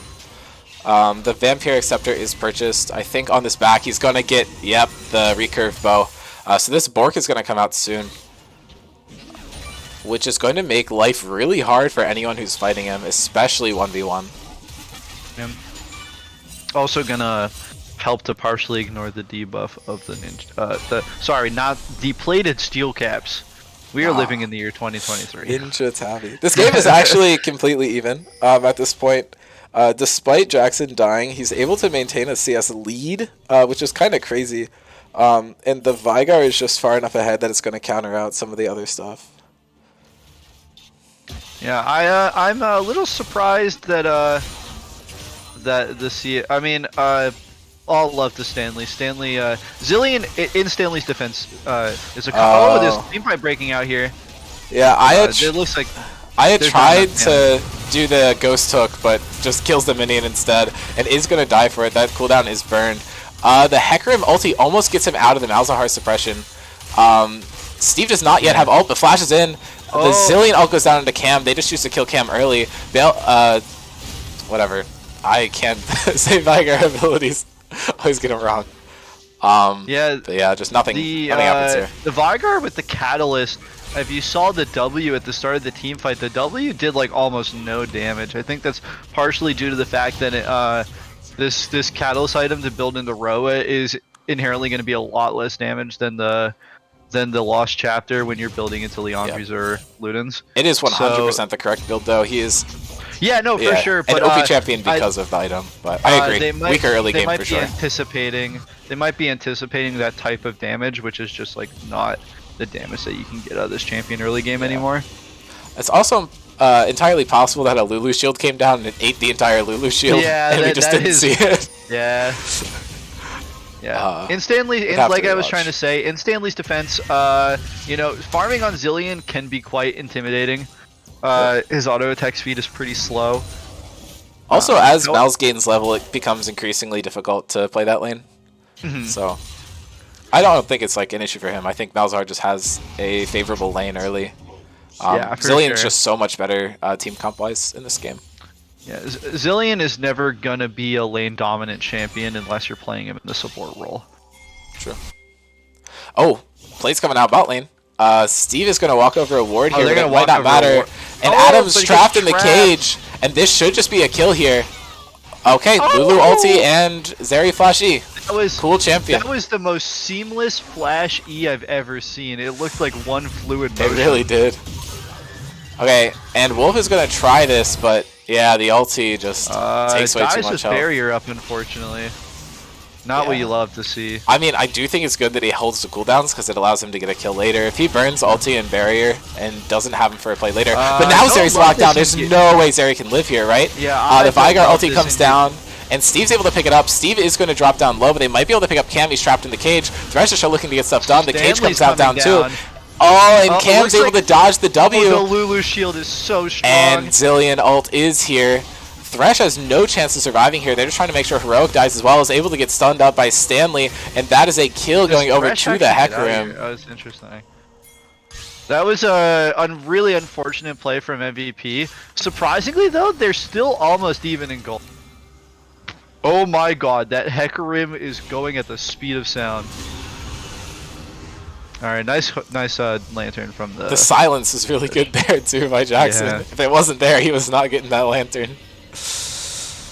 That was really strong. I am shocked, frankly, that engage from Hecarim did that there. Oh my god, the suppression! That's huge. Oh, Stanley just walked too far up. Oh, that's I don't really blame Stanley too much. That might just be first turret. Yeah, that is for sure. Yeah, they get this here. Yep. Okay, well, you heard it here first. Jackson is a better player than Pedro. Did not right-click immediately to cancel the ultimate. Or it was the E, right? He didn't immediately cast E, cancel the ultimate, and lose. Casual slander in this chat. My GOAT caster, but unfortunately not my GOAT Malzahar player. Yeah, I think that was a little bit of wishful thinking from Cam. You saw the Vi disengage relatively briefly, so just getting some damage in on the Malzahar. Yep. And even though they're down 2 kills, that tower is going to make them up 1k gold. Wolf can win this, I think. If you get the definitely LT possible. What Alana's doing really well here is Alana is playing within the threat of fade back tower range really well, right? Yep. She's not explicitly in tower range. Oh, the ultimate's going to come down from the Vi. Oh my god, Warwick's back at full health! Yeah, they can't dive this because of the Mordekaiser ult. Yeah, it just came she's doing a really good job of playing in this like fade back range where huge hook. Adam might just be gone here. The Lulu ultimate and shield is able to survive the ultimate, but they gonna be able to get Cam and Stanley are here. I think Heroic can live. Yeah, I think they just sacked It's getting zoned off super really well good dodge here, from the bombs. I think Heroic might live here. The Roa is That's just a kill on making Lulu, so but the Stanley is able to Oh. survive. Cam's dead though. Right? Yeah, oh Okay. no, he walked into the cage! He was dead no matter what though. regardless. Yeah. And now they're able to get a trade kill into Alana, ideally for Alana them. has the ultimate here. Oh no, it But doesn't Warwick use just it. wins inside. She did use it. Oh, okay. Yeah. I would have liked to see the Warwick try to ult onto the Vi, like after the Vi engaged, because the Vi is not going to have a lot of good follow-up as the Warwick. But Yeah, you the know, Warwick didn't have ulti. split-second decision's really hard. I think actually neither of them had ultimate. Ah. Yeah. Jackson was the only one that had ultimate and he held it, so. Yeah. This is a dragon going over to Andromeda though. This game. Yeah. Wait, holy shit! I didn't even notice Heroic stole that shit. What did he take it with? Oh no, E. This is a disaster. Why can't we see the dragon health bar? Oh, he just W's it. Cam didn't smite. What a disaster. Okay, the screen is like. Do you see this? Yeah. You're playing in slow mo. No, but Oh do no, you see, you're like, playing in wavy mode. the fucking ocean rift effect isn't going away. There you go. It looks like it's better. Better on my screen, Not really. Oh god, wait, this is so bad. Dude, we got the wiggles. Oh boy, it's so bad in top lane. Wolf might be able to get this if Cam doesn't show up. How do I make it stop doing this? I would go back to before the Drake. Yeah, okay, wait, let's watch this play. Okay, they're able to pick up another kill on Adam here, ideally. Yep. Oh, and a huge hook grabs Dave, but I don't think he's gonna fall. Yeah. Try going back Wolf before did die. the Drake fight. Try going back before the Drake fight and then Oh, it's good, it's pressing, good, it's jump good. to start. Okay, It's good. Nice. Oh, that's a freebie. Okay, yep. Yeah, Wolf just got a little too ambitious there. Unfortunately, we cannot play the entire stream in wobbly mode. I would have loved it. I would have, like, vomited. I'm Unlucky. viewing it in, like, mint HD. It's too much. Jackson could look to make a play here. The Vi is going to show up soon. He does have the ulti. Oh Is my going to do it God, right this now. was so much Vi was just a damage. little too bit out of range, but they're going to get it. They're not going to get it. Cam might live, but the flash is here, and they're able to pick it up the kill. That's a 1-for-1. And yeah, MVP's been playing much better this game. They're actually up about 3,000 gold. I think this is just what happens when you put people back on the lanes that they want to play. I don't necessarily know what the strategy was last game, but I'm glad they got their stuff figured out going here. Heroic is massive. He's 4-2-1. And I think Adam just doesn't look as comfortable on this champion as he did with the Xayah Rakan. Xayah does have a much easier bailout button. Obviously, if Zeri can get to a wall, she's gone. But does not have the ability to just press ultimate and just walk through the Vygar cage. I think that actually makes a lot of sense why they banned the Xayah there, because the Rakan would be completely countered by this Vygar Thresh composition, whereas the Xayah would be able to just completely avoid it. I'm also obviously it's not the late game yet, so we can't count out this Zeri pick. But there's been a few flashy plays from this Zeri, but unfortunately Zeri's just not really able to like put the pressure on this Vygar Thresh like I'd anticipate. Oh, they're going to look for a play on the Zillion. Stanley should just die here. The Zillion's gonna. Oh, doesn't use ultimate. Okay, saving ultimate for next game, I think. I just think he wasn't expecting the Vygar ult to do half his health. That was ludicrous. I'll love Stanley. Heroic is 2 items down. Neither of them are fully stacked, but they're still very impactful. Oh, the engage is here, but it's a 3v3. But Vi's here almost just one-shots the Hecarim, but Cam is just going to be out. The next hook comes down, doesn't hit anything. Ai is making the most of these Thresh buffs. The lower Q cooldown is ridiculous. Jackson's going for enough damage This is here. a little bit of a wishful ult. Oh my god, that's a lot of damage. Yeah, but the W shield is available. I think burned the heal a bit early, but Jackson is going to die for this. Kill goes over to Zeri. That's not what you want to see for MVP. Exactly what you want to see for Andromeda, but they might be able to just grab this turret. And the Thresh hook hits, and Stanley is going to die again. Whether he gets a revive or not might be interesting. Oh, They try to wait it out. Wolf is going to get a kill here? There we go. Flash barrier. I think that Aya just definitely didn't anticipate for the Q to do enough damage to kill the Zillion. Well, Adam just got 1,000 gold injection. Yeah, so just gonna die. The Zeri's now going to be really strong. Yeah. But Wolf was able to go 1-for-1 on the top side, but I believe that was a kill for Cam and a kill for Zeri. Yeah, this Vigar is doing a lot of work. Yes. Maybe they shouldn't have just banded game 1. They should have picked it anyway. True. I don't know if Andromeda has it in their bag, but we'll see. I think they might. Zach could play it ADC or something. Yeah. Probably played enough games with Sam. It's not necessarily a difficult champion. Yeah, played enough games with Sam. Sam loves this pick for sure. Well, Cam is once again very strong here, but Steve has been playing out of his mind this game too. Huge improvement from last game. Looked a little bit lost on the driving pick, but definitely got his stuff back together, and this Vi is looking tremendous.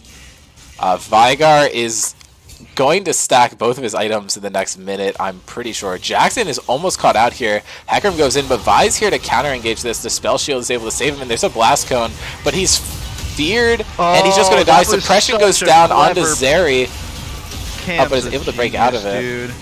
Cam, such a clever play to use the fear on the solo target to get away from the Blast Cone, and they're just going to pick up everybody here. That's going to be Thresh going down. I do not think Vigar gets away from this. Maybe with the flash. No, not even close. Wow.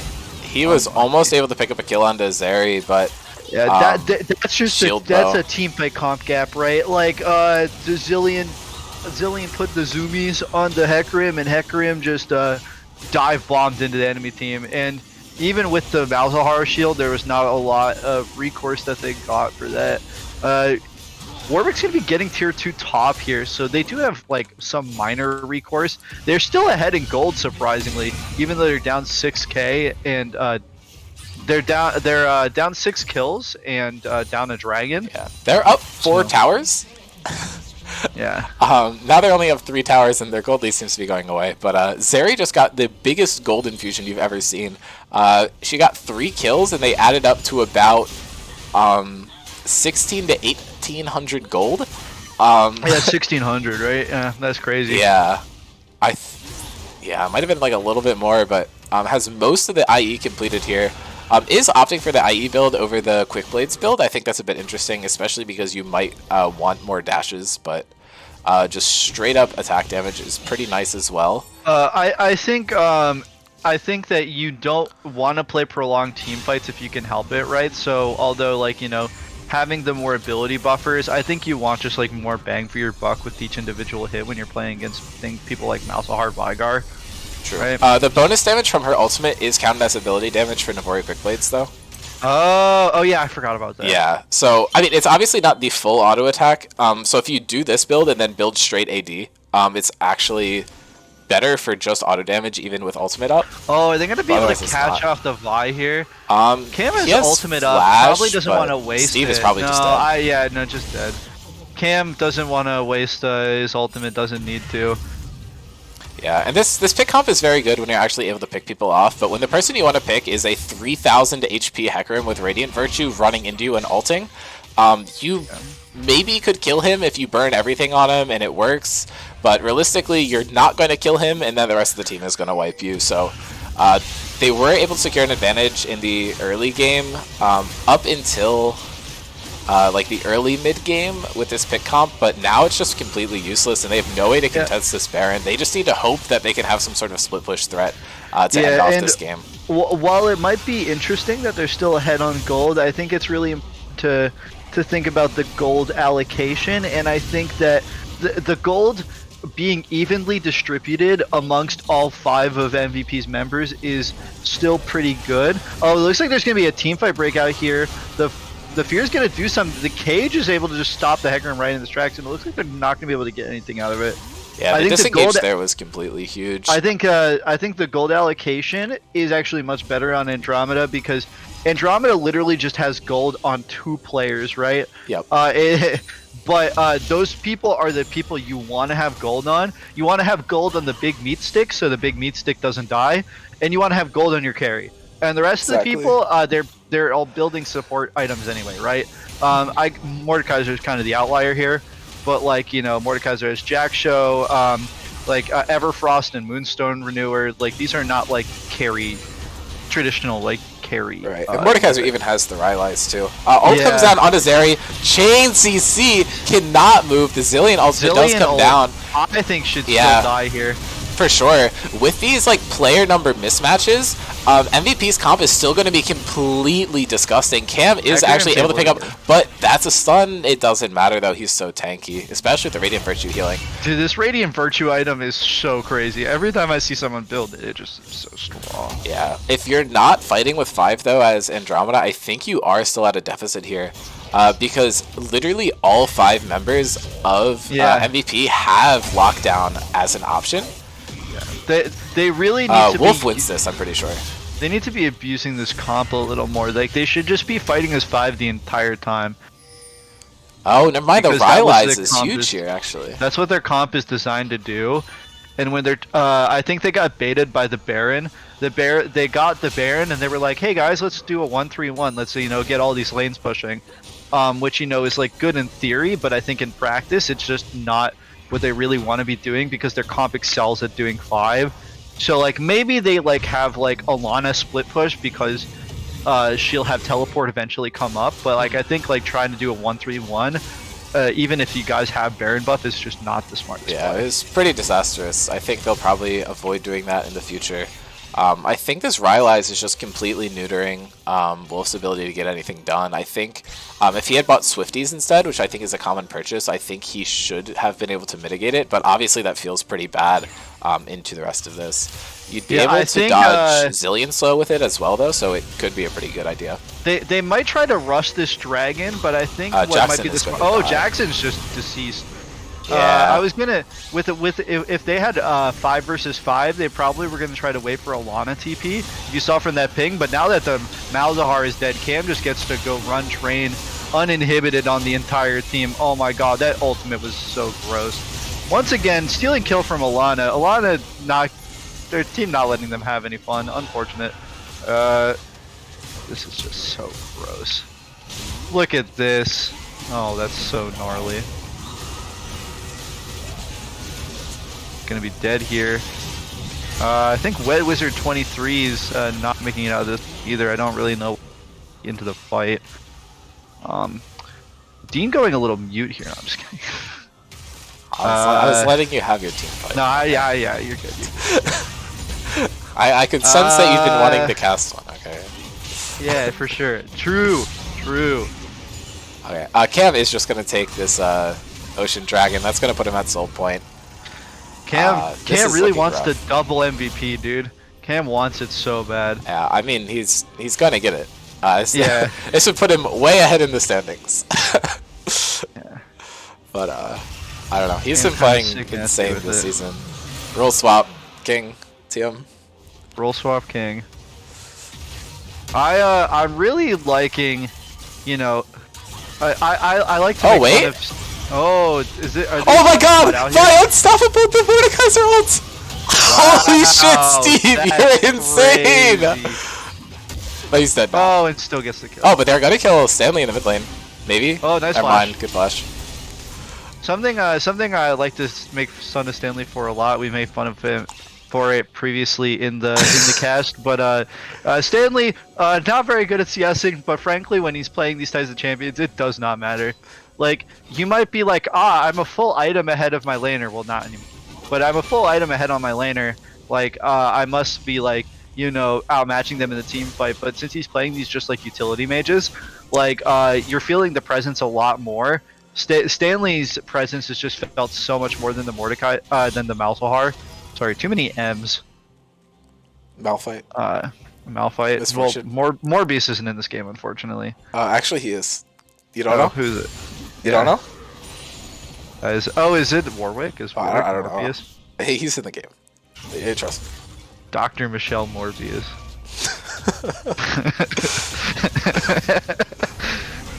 Okay, Cam's going in, and now he's slow, but it doesn't matter because now he's unstoppable. And Jackson is falling down. Jackson keeps living, but is end up going to falling.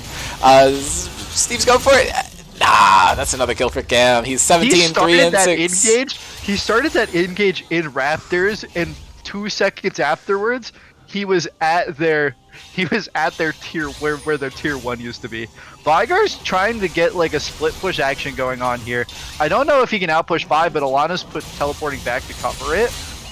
They might try to end here because it looks like I don't know how they stop it. might not be able to come back to defend. Warwick's trying to get a flank, but he's just gonna die. This is a good flank.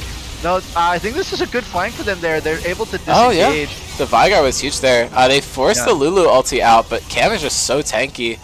And the early Mikhails is so smart from Dave. Able to just get Cam out of there. Now Cam's at full health. I don't know if that's Moonstone or Radiant Virtue. I think it's Radiant Virtue. Oh, wait, never mind. He didn't use that. I'm trolling. Well, when they get Ocean Soul, no one on this team's dying. So that's kind of ridiculous. Cam is half an item off full build, and he has 1422 in his inventory, so they're going to get Baron. He's going to base, probably going to be at full build with the Guardian Angel. So yeah, good stuff for Andromeda here. I don't really know how you win this game as MVP. They did have a nice early lead. They just need to capitalize it on a bit faster. But actually, Lulu's going to be locked down here, but that is a Lulu traded for a Baron, so yeah, I think that's worth. Not bad. I think they did the smart thing there and not cancel their recalls. I think, yeah, for sure. Lulu dying there. Like, once your late game is the support, as long as you're not dying in 5v5s where it really matters, you just, like, miscellaneously dying as cannon fodder is honestly not the worst thing in the world. Yeah. We'll say I think despite his scoreline, I think Jackson's actually played pretty well this game. He's provided a lot of utility. He's ulted in the right places. It's just he's the easy target because he is the most squishy. So they're just going to go for him. And he's also the most, and also other than Vigar, realistically, he's the most flank immobile. From Steve, maybe? Nah. Well, Vigar has a dead man's plate, so I think he's actually pretty mobile. I did not see that. Yeah, it's pretty nice because you just never need to auto attack on Vigar. And you're getting enough AP from your other items. Cam is falling low, but has a Zillion ulti on him.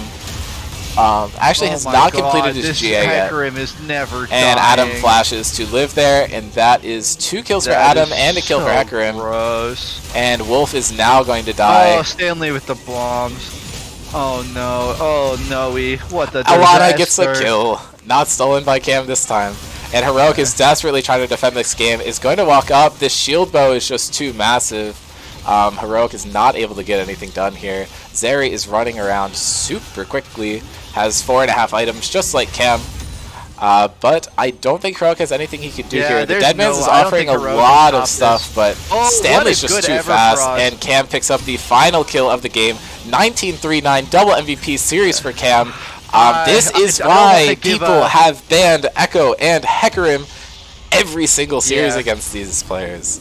I don't want to give double MVP to somebody who steals kills from my top lane goat. But you know, unfortunately, Cam just was too powerful that series. Yeah, I mean, you just have to. Like, he performed so well there. But Cam, if you're watching this, that was pretty cringe. Really? Stealing those kills, pretty cringe of you. All right. I think Andromeda is welcome to send a. I want camera nobody. It's Stanley's. It's Stanley's?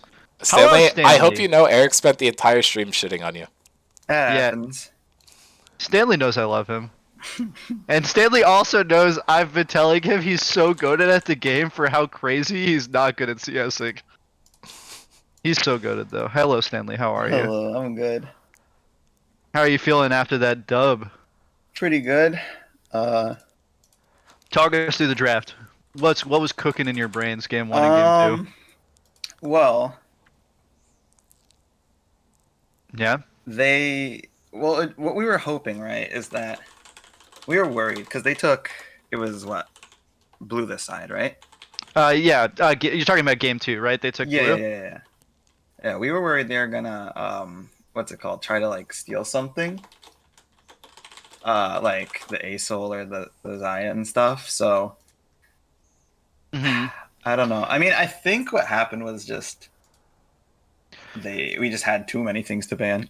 Okay. Yeah. So Mastermind here. all right. Thank you, Cam. Also, yeah, I want the MVPs to Right. come in, bro. You I want the fucking MVP turbo. from both No, games. no, play the Stanley. Like, No, play the Stanley. Much love, but like, I want to talk to my boy. I also want to Um, talk to Stanley, but how do you guys feel about Zillion getting through the draft when you had Hecarim Zeri?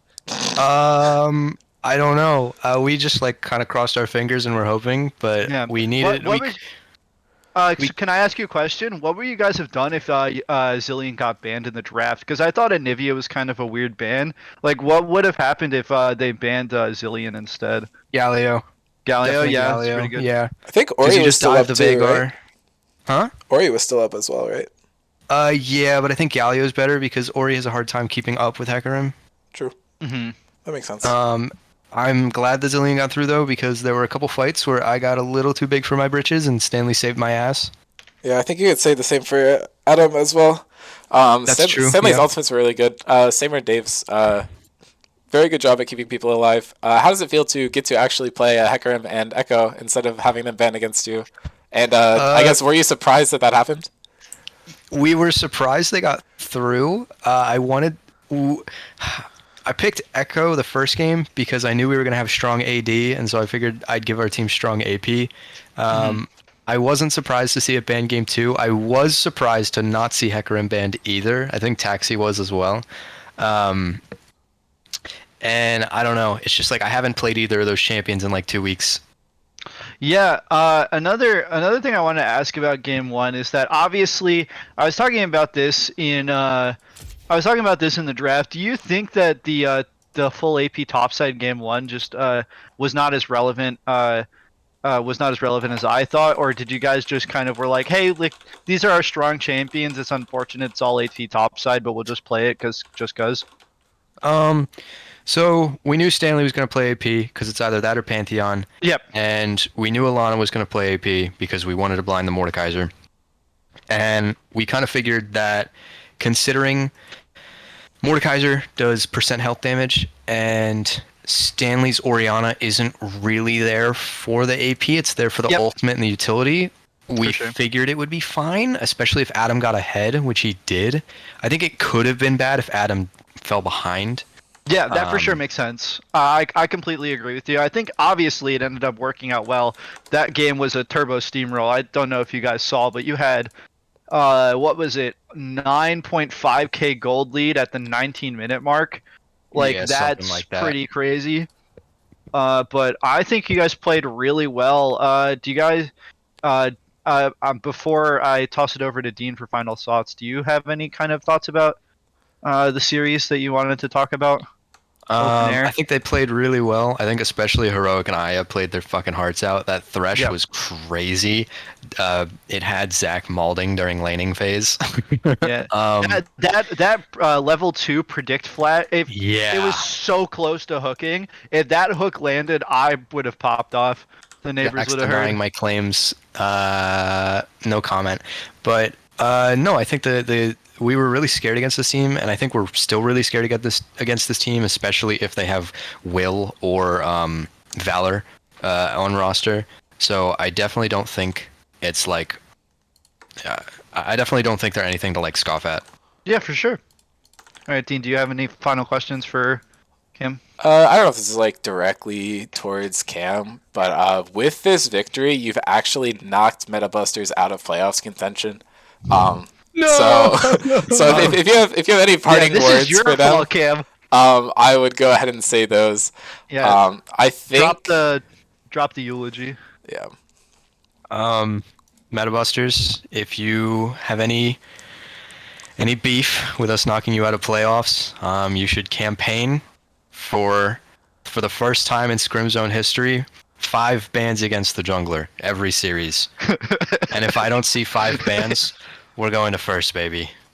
Well, see, 5 minutes against the jungler has happened. No. Don't ruin my mojo, Ask please. Mason about it last season.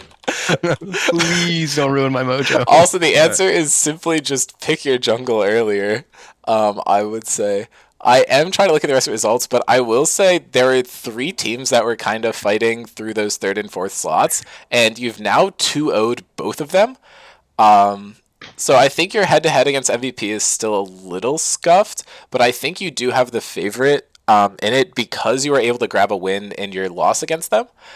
So I think that means you guys have all but locked playoffs, unless you like really troll the rest of the series or this season. So I'll have to get back to you on that one. I'm actually trying to update the foldy sheet right now as we speak. But yeah, I think you guys are in a pretty good spot right now. So congratulations on that. Huge turnaround from the first half of the season. I think we can tell that you guys put a lot of work into it. So I think you should. We just figured out how to play the game. Right. Adam started playing games again. Right. I mean, I think you should all just be like pretty proud of how you've been playing. So Let's go! I love my team. Andromeda sweep. So how do you kind of minor question about that just before we wrap things up? I'm assuming. Don't mean to speak for Dean, but final question, just like how are you enjoying the season? Like, who do you think is the? Because I think you're the MVP GOAT right now on your team. Because you're stealing a lot of kills from Alana, the true GOAT.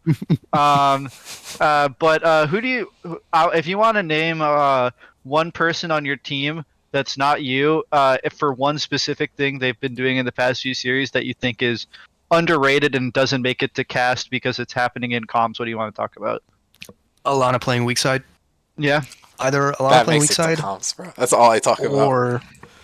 or Zach switching to support and playing supportive champions. He's fucking crazy. There we go. True. I That's completely agree. the one. That second one is the answer. I think a lot of playing top side, absolute smashing it. That's what I've been pushing all season. I think once you guys figured out that Alana actually just fucking neutralizes every top laner in the league and started playing through that, you started doing a lot better. Best and I weak feel side like player in the league. exactly. Weak side detainee. Sorry, not as good. But yeah, I feel like I've been trying to shout that out a lot, but obviously Dave has not been getting talked about as much. Just I think the support role is kind of underappreciated in general, just because you're not as flashy. But I do appreciate you shouting out that he did swap roles. I think You're from, so right, Dean. mid lane, We're in so. we're in a pressed class. So Once true. Yumi is unleashed, we will not drop a game. Yeah, that's what I'm afraid of. All right. All right, I'm right. piecing. Good games, I'll boss. cut the stream. Thank you everybody for watching. Any last words, Eric? Stop banning Blitzcrank. I want to play Blitzcrank. That's it. Healing has to play Blitzcrank yesterday. Oh, I did see that. That was sick. All right. Goodbye, everybody.